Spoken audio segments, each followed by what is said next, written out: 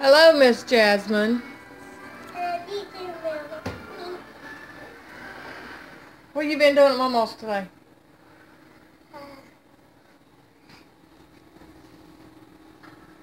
What we been doing? Everything. What we do for your baby doll? Make new clothes for her and I put her to bed. A new clothes and what? New clothes and I play with her. And a pillow. We made her baby doll new clothes and a pillow. What did we do outside? We feed all your animals. We feed all the animals. Can I put the right? Yes, you can put it down right there. We just had lunch. We had a grilled cheese and yogurt. And she's washing her dishes. What's your favorite thing to drink at Mama's house? Chocolate milk and everything. Chocolate milk and everything. What did we have for breakfast? What? What did we have for breakfast? Gravy? Gravy. Gravy. That's faster. It's splashing. Did you get splashed? Yeah. What's gonna happen with Mama's goat with Ginger? They're going to have babies. She's gonna have babies. We're hoping Jasmine's here when she goes into labor so Jasmine can see the babies being born. You got the milk goat, didn't you? You got the milk Mama's goats before, had you? Bubbles. You remember? Yeah, I saw you. I saw a baby goat with you. You remember when you used to help Mama milk them? It's been about, it'll be 2 years this spring, I guess, since then. No, year and a half. Hey guys, it's Tammy with Little Jordan Farm, and I come to join in on a challenge that I have been tagged in by PG Nano Farms. Linda over at PG Nano Farms has tagged me in this on a challenge that the Homesteading the Hard Way has put out, and I wanted to join in on it since she asked me to, and let you know a little something that I'm eager for, because the challenge is, what would you do if you could snap your fingers within your homestead, that is, snap your fingers and it could be done. And this was a no-brainer for me. I didn't have to think about this a bit because I've been so eager and anxious for this to happen for so long. But mine would be fencing. We have got a ton of fencing. That's the only problem with having virgin property, is there's nothing on it. Nothing but trees and water and grass, which is a great thing because that helps me when it comes to the organic way of doing things like I want to do, and so on and so forth. But to have my livestock and everybody separated so that I don't have does that get pregnant, and I don't have a clue when she got pregnant, I have fencing and I can do that, and I know. But as for Ginger, by the way, she still hasn't had her babies, and that's been 2 weeks since she had been doing that with her mucus and stuff.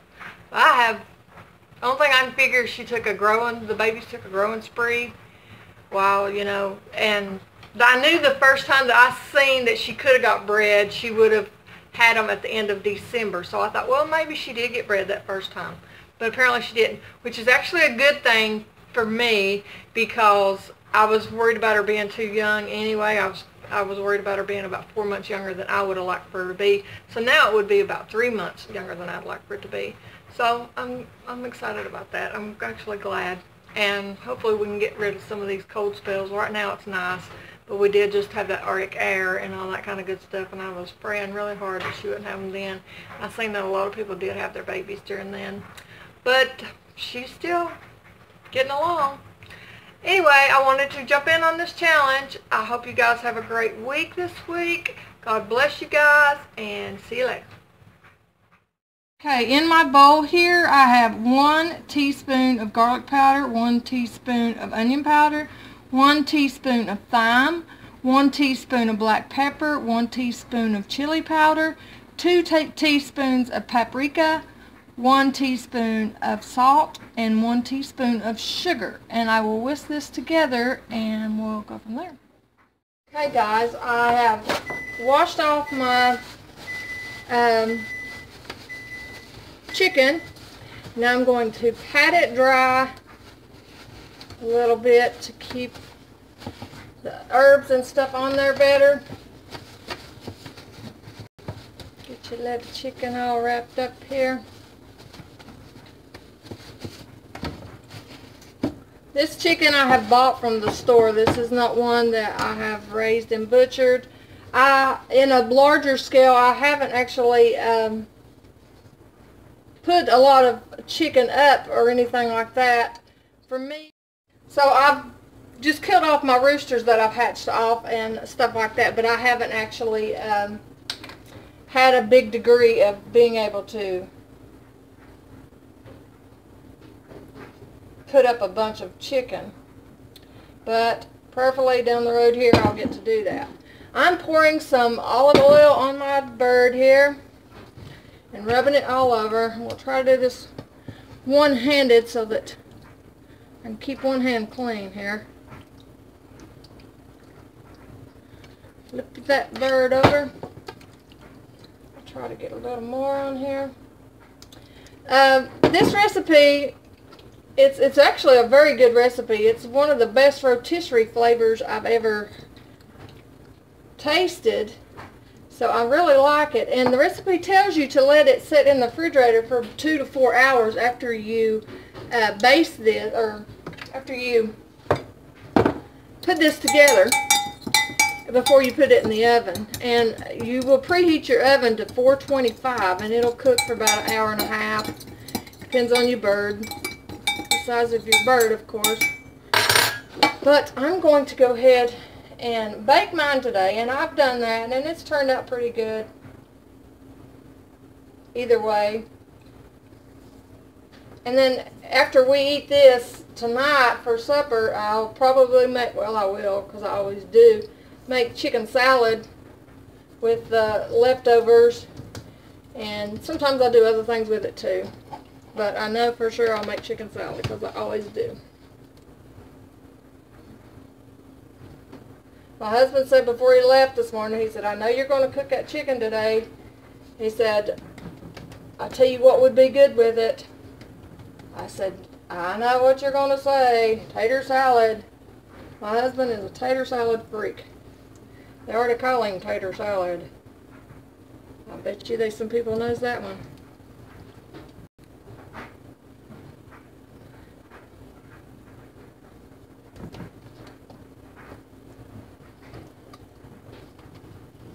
I'm right there. I got this on my bird.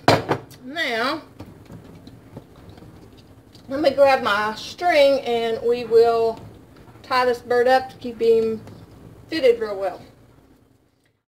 Okay guys, I thought I'd show you how I truss my chicken.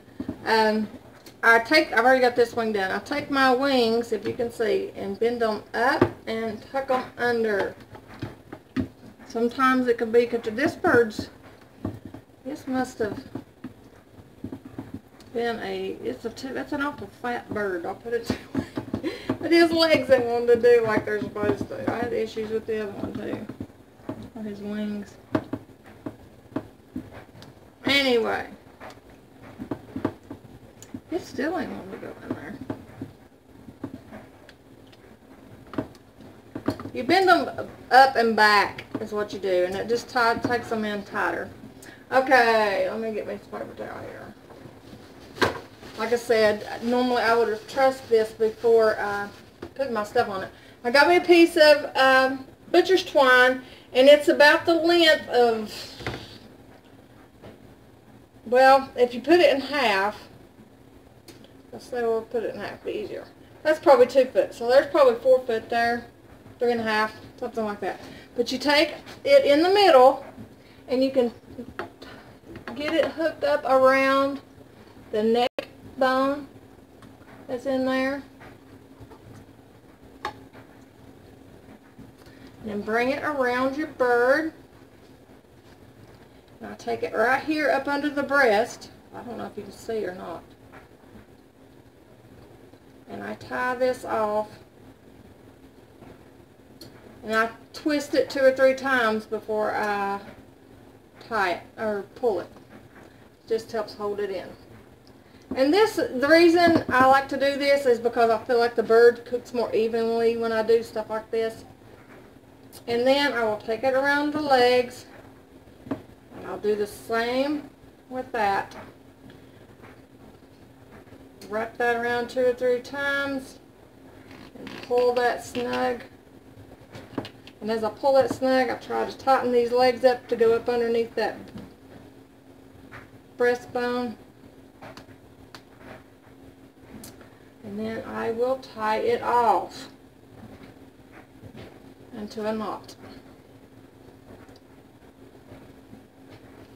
Because if you've ever cooked a bird like this before, you know that whenever it starts cooking, those legs start separating and all that fun stuff. So that keeps your bird good and snug as a bug in a rug.